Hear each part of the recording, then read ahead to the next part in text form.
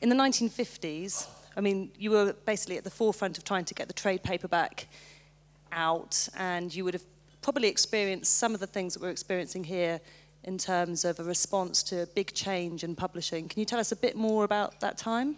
Well, in 1950, I had just graduated from Columbia University College, actually, and my classmates had been mostly war veterans, and they were there on the GI Bill, in which the government paid for a college education for veterans. And they were fairly sophisticated readers, and while the government paid for their tuition, it didn't pay very much for the books that they wanted to own. They were all in hardcovers. So when I went to work at Doubleday as a trainee editor, I suggested, after I'd been there for 6 weeks, to the man I worked for, why don't we take the kinds of books that my colleagues at Columbia want to own but can't afford and put them into a paperback format that we can sell in bookstores rather than the kind of paperback that people were selling in drugstores, where were ephemeral. They would quickly deteriorate, and they were on sale only a month at a time, along with the magazines, which magazine wholesalers distributed them. I said these should be designed for permanent inventory in bookstores. So I created, without knowing I was doing that, the trade paperback format in the United States, which more or less revolutionized the industry, I was told. I wasn't aware of innovating anything. I thought I would create a convenience for my former classmates. What struck me later, as I looked back on that, was that here I was 6 weeks in the publishing business and thought of this idea, which was in fact revolutionary, created a whole new category of publishing. And my people who'd been in the business all their lives hadn't seen that this market existed, that this opportunity was available. So I became aware way back then of the inertia that characterizes our wonderful industry. I'm not altogether unhappy about that inertia because it keeps us honest and from making foolish mistakes. So that's how that all happened. It was a much easier innovation to achieve than the kind of innovation one has to achieve now, as the industry is about to undergo a 500-year-old alteration. That is, the old Gutenberg system is technologically obsolete. So what innovators have to think about now is rather more complicated than it was for me 50 years ago.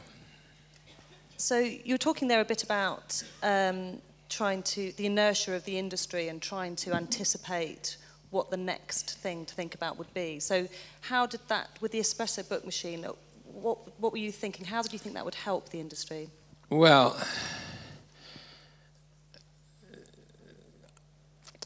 I first thought of the idea for this book machine came to me, as ideas always do, unexpectedly.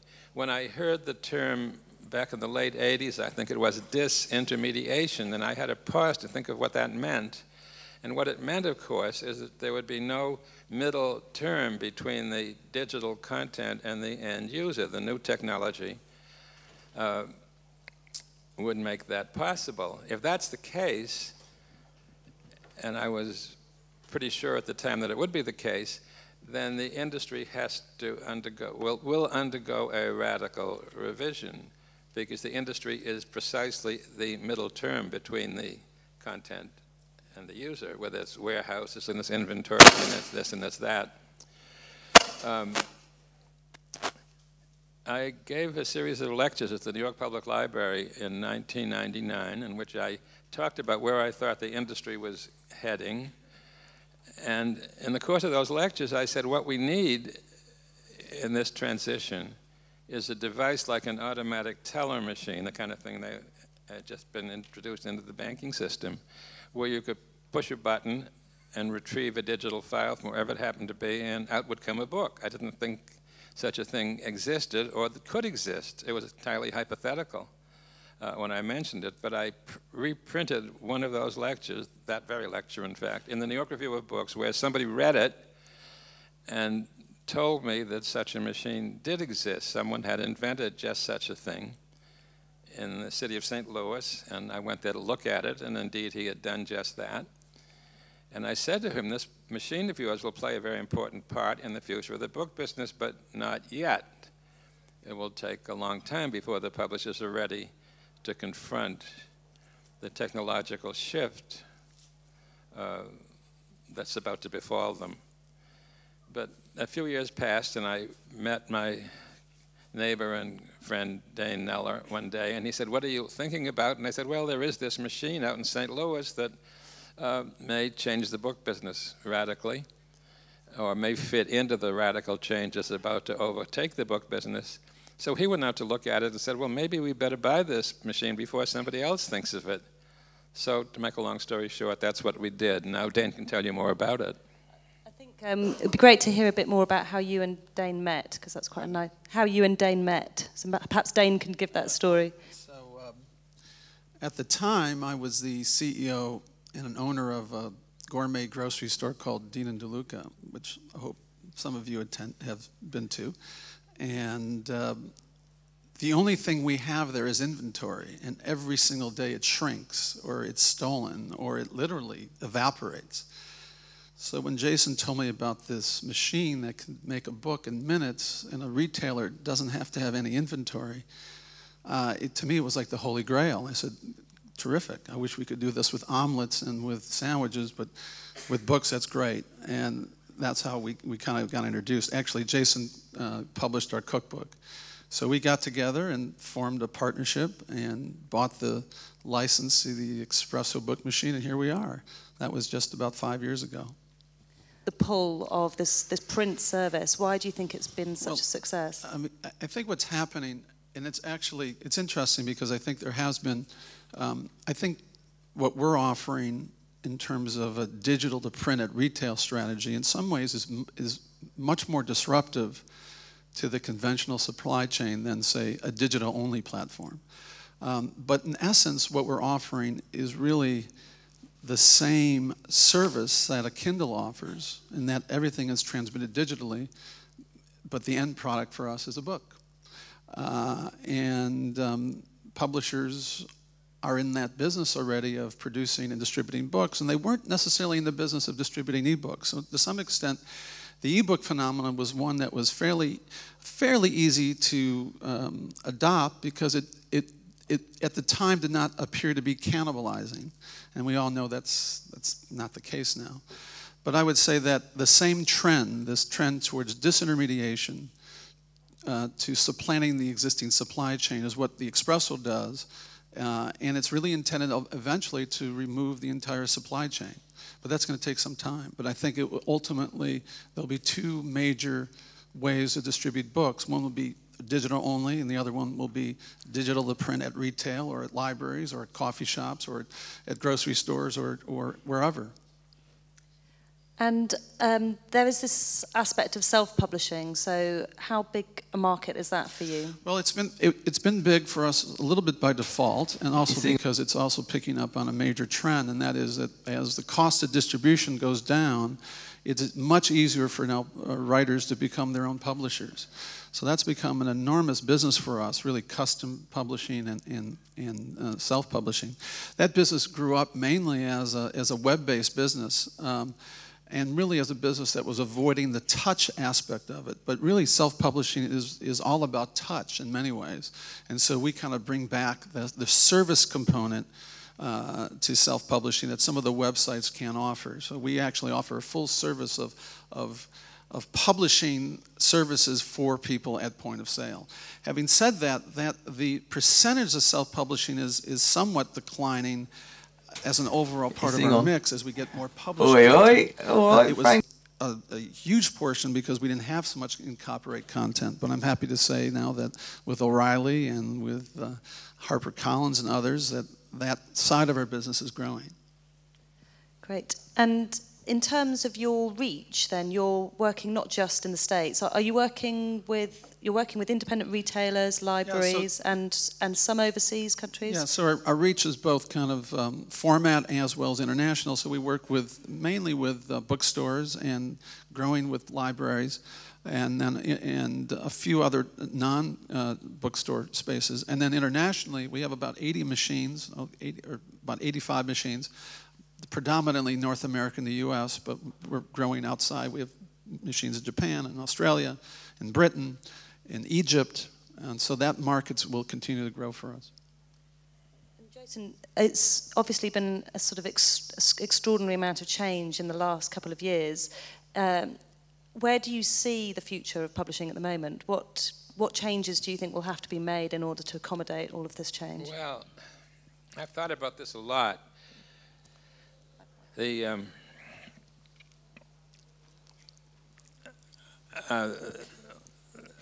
are a few activities more important than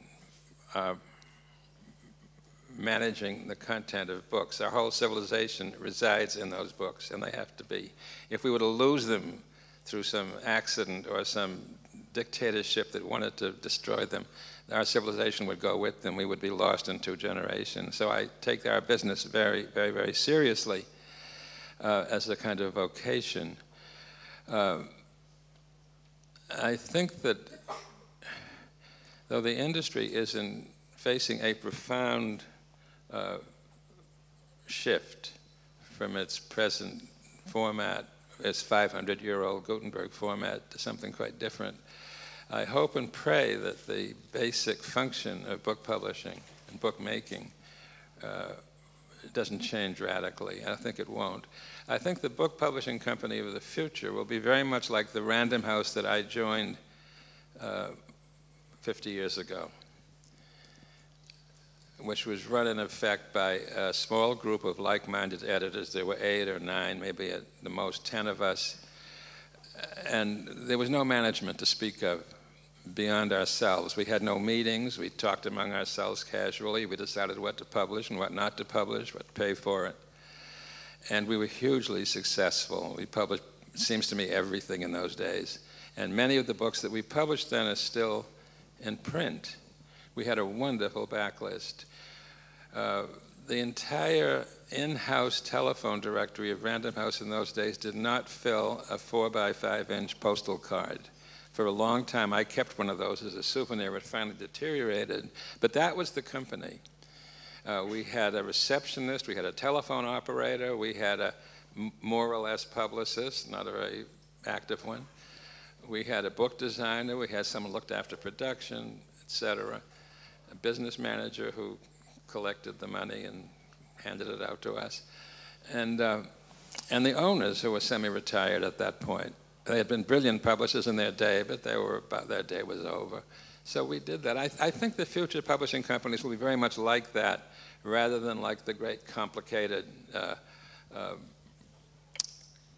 consortiums that now have replaced them.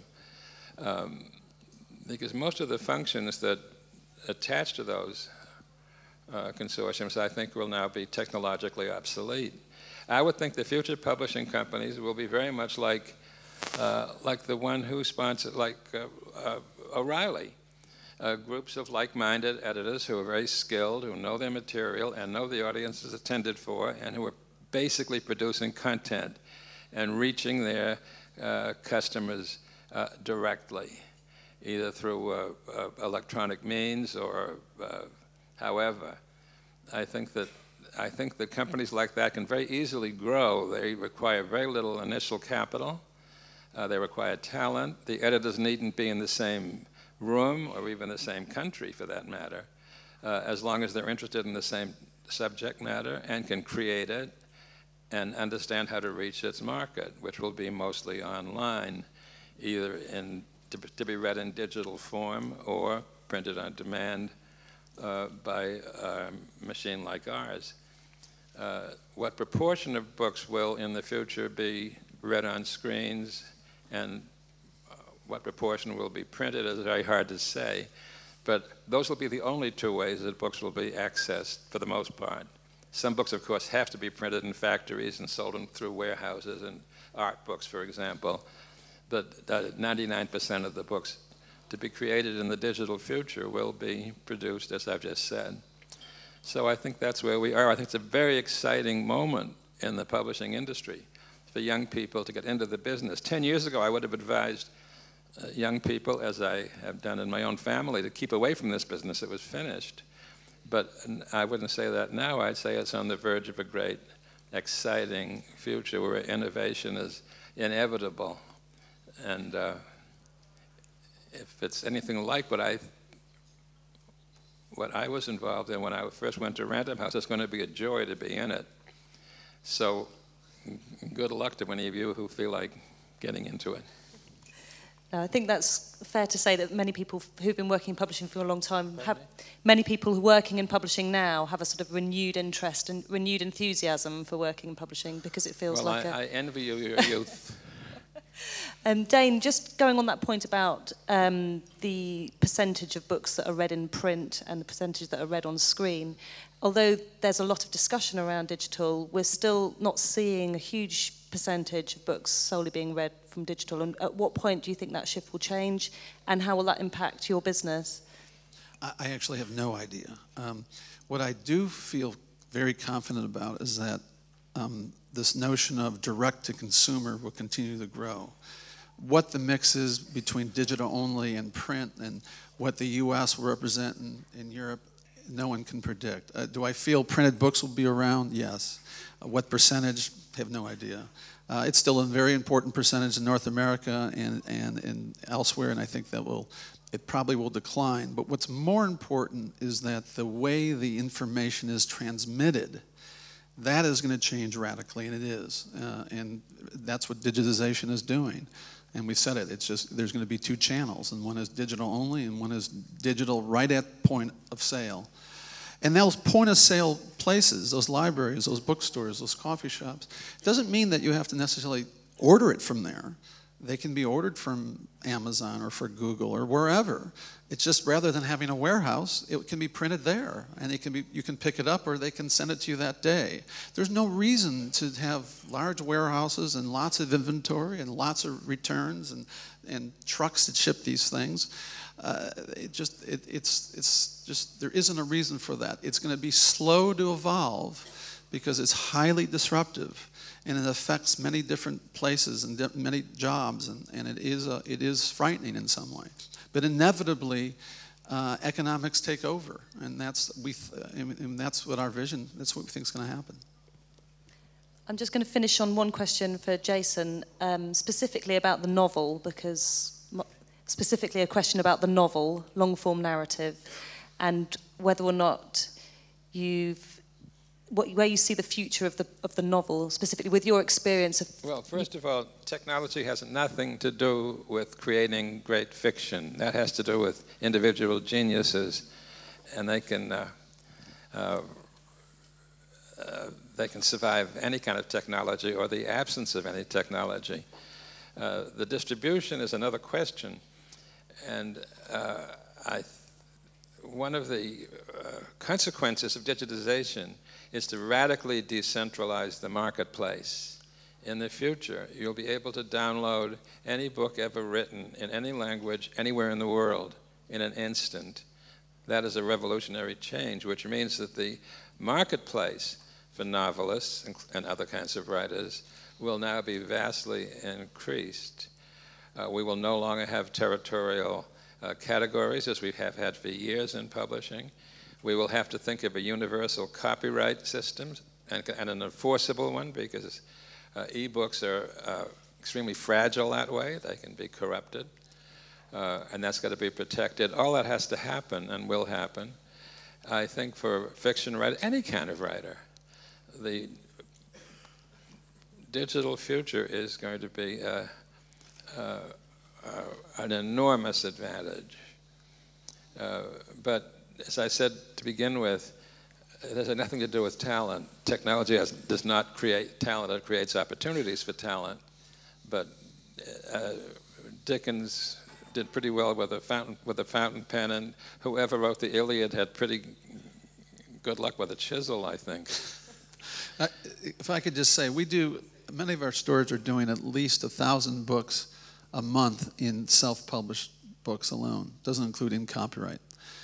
And to the extent that there's more of a channel for writers to distribute their content, it might be that there'll be some greatness that you see there, who otherwise might not have written because they didn't have a channel to write. So that's a possibility. That's some optimism, at least. One caution here, of course, is that digitization makes it possible for anyone to become a published writer and anyone to become a publisher. The traditional filters are gone, or will be gone, which is not to say that there won't be book reviewing and online journals and so on, even print journals, to accompany that. But the only filter left is human nature, really. What can't be read won't be read. And that really has always been our essential filter. That's why we still read the Iliad and not 20 other people who wrote about the war in Troy, and that's why we still read Dickens, and why we still read Keats, and why we still read Hemingway. Because the others fall by the wayside. That process will continue, but the intermediate filters will be gone. Okay, thank you very much. Are there any questions from the audience?